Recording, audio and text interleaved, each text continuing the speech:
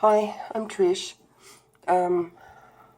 I had my appointment with the bariatric clinic last week to talk about the revision surgery I had, where they were supposed to shorten my tubing. I've actually measured the tubing because I can measure it on the X-ray, and I've got a couple of X-rays that are both, the same scale. One that was taken 2 years ago and one that was taken only a couple of weeks ago, and even though they were supposed to shorten my tubing, it's now 6 centimetres longer. So I'm feeling very, very defeated at the moment because the surgeon I saw, and when you're in the public system, it's potluck who you're going to see. So I saw yet another surgeon that I've never seen before, and he didn't listen to any of my concerns. I had a doctor from my GP about the pain I've been in. He barely even looked at it. I took in a couple of X-rays to show him. He didn't even want to look at them. And I just kept asking him questions about the surgery, and I made it very clear to him that I was not at all happy that they didn't do what they said they were going to do. All he would tell me about the surgery was that I had adhesions between my tubing and my diaphragm. So he said they released those, and he spoke to me like I was a fucking idiot when he told me that, and I just wanted to scream in his face. I know what fucking adhesions are. But I kept asking him, did you do anything to my port? I asked him that like 4 times, and he just completely ignored me and went on to something else. I was trying to ask him if they looked for hernias. He ignored me. I was asking if they looked for other adhesions, and he was ignoring me. I asked him if they adjusted my band, and he ignored me. So I couldn't get any answers out of him at all. And I said to him that I was very, very unhappy that I went in for that revision surgery being told that they were going to shorten my tubing, and they didn't do that. I mean, I'm happy that they released the adhesions between the tubing and the diaphragm, but, that also makes me wonder, have I also got adhesions, in other places in my body? Have I got adhesions from, between my, the band around my stomach and my liver, or, around my intestines onto the tubing? And but he wouldn't give me any answers.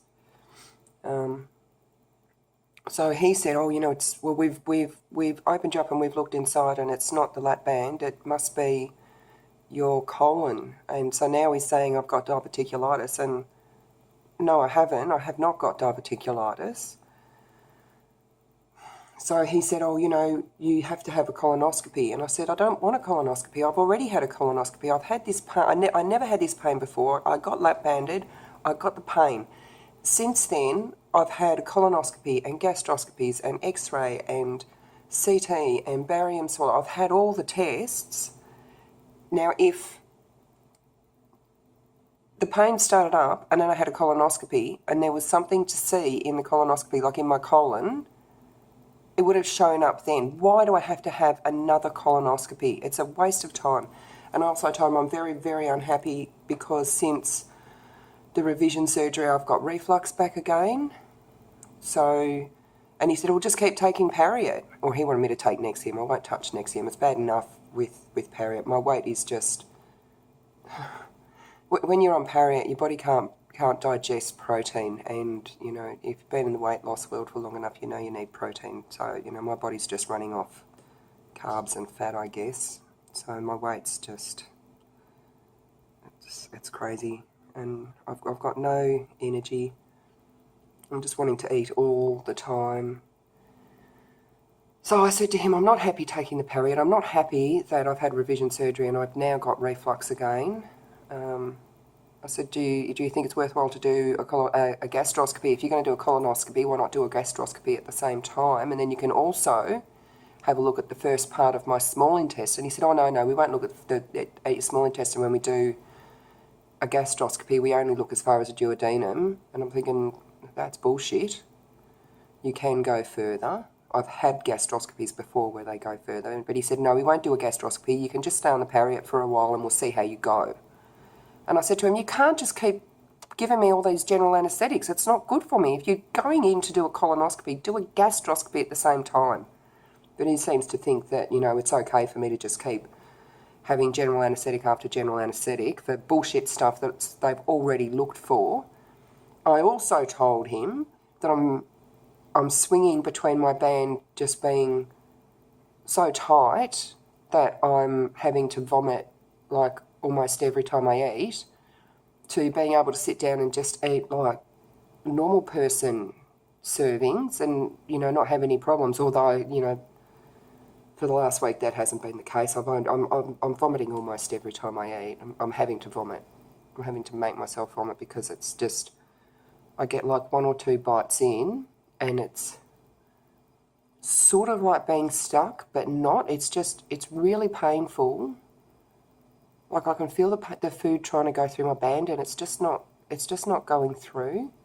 So then I have to vomit and it's not even like just solid foods. It's, like I had problems getting yogurt and jelly down the other day. That didn't want to go down and it was really painful.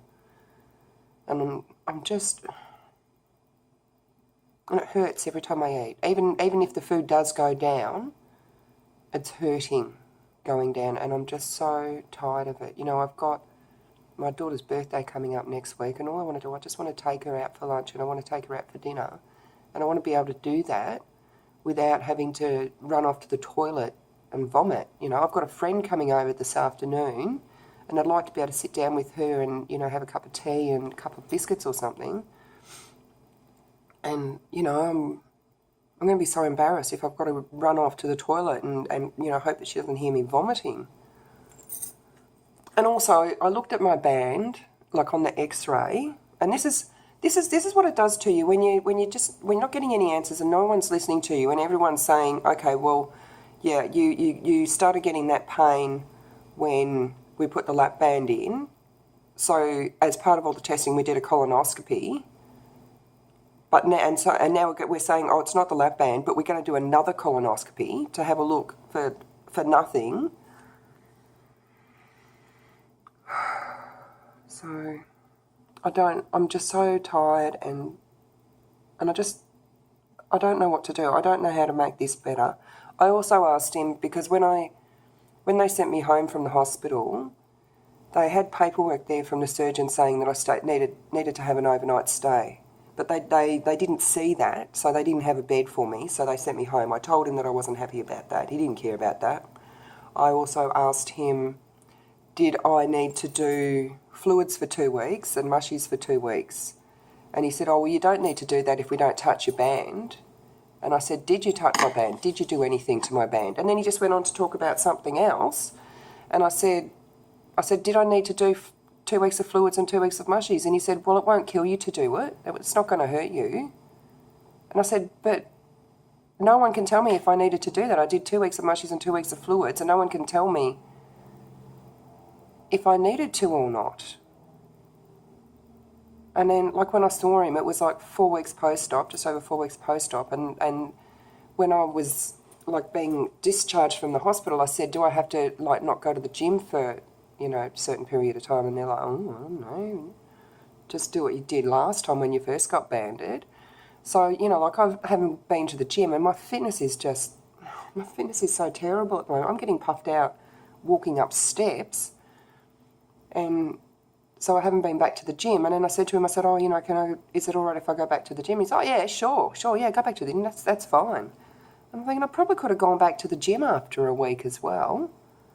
I'm just so pissed about it. And I don't know what to do. So I've made an appointment with my GP this week. And I'm going to see, number one, if she can get them to send her a copy of the surgical report, because I don't want to have to go through Freedom of Information and all that bullshit just to get a copy of my surgery report.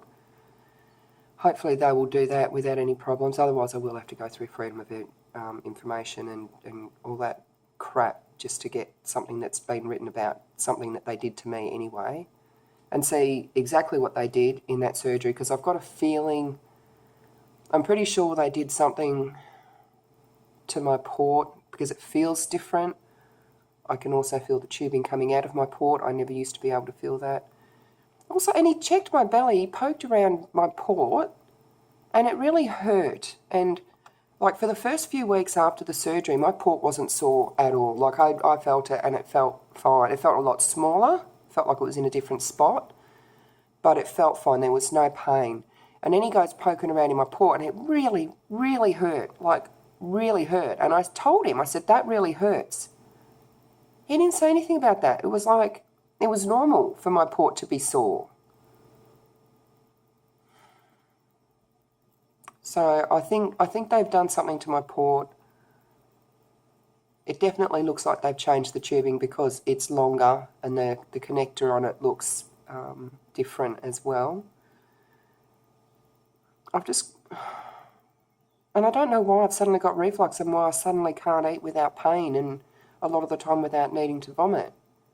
I had a look at, that's what I was saying before, I had a look on the x-ray because when you can't get answers and you're a smart person like I am and you're able to read medical jargon and stuff, you do go on Google, you go on Google Scholar, you go looking at x-rays and how to read x-rays and you know, all this sort of stuff because I'm not getting the help I need, so I've got to do the research myself and then go to the doctors and the surgeons and say, is this what's going on? So I've been looking up, because I noticed on one x-ray, the actual band part of my lap band was laying differently to the most recent x-ray. So I thought, oh, maybe it's just an angle thing or whatever, but I'm going to look up, you know, what lap band x-rays are supposed to look like.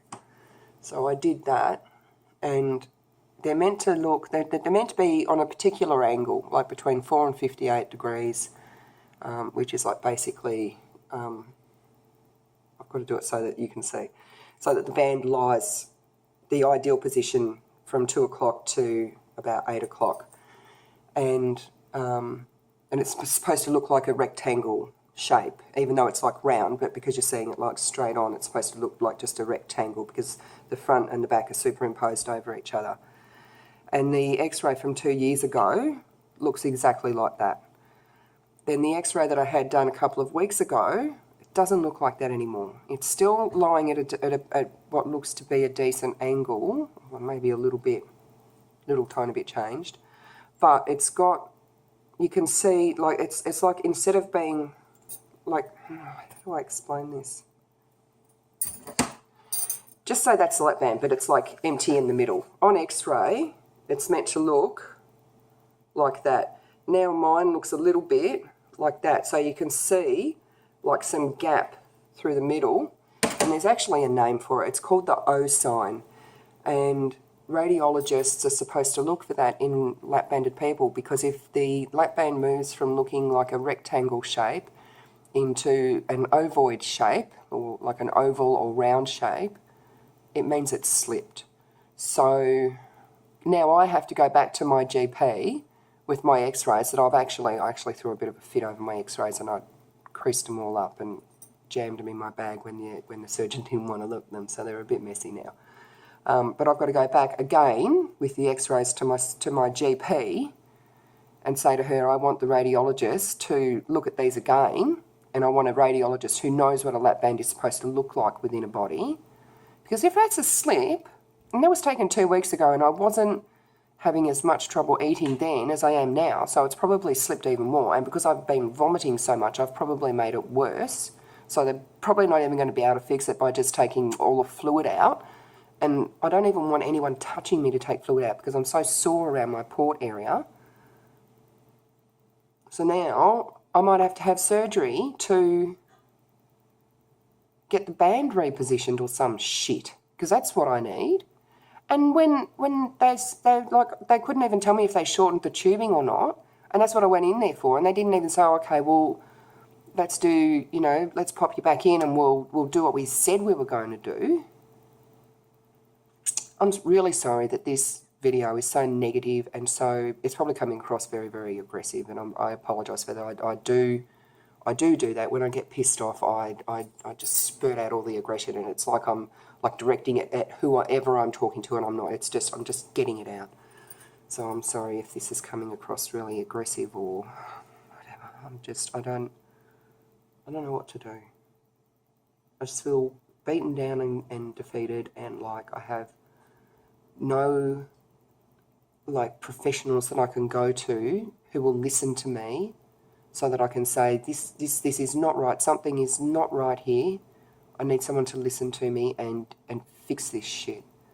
And I'm just worried that it's going to get worse and worse and worse. And if it is a slipped band, it is going to get worse. It's, you know, it might right itself, it might fix itself, but, you know, shit can get real bad with a slipped band. And I just, you know, I'm sitting here on Sunday and my appointment with my GP isn't till Wednesday, and I sit here and I think, maybe I should pop up to the hospital, maybe I should pop up to emergency and say, you know, I can't eat without pain and without vomiting. But then they're just going to be like, yeah, whatever, you know, just make an appointment to see your doctor, and no one's going to listen to me. They're just going to send me away again with, you know, just like I'm some crazy person who's making all this shit up.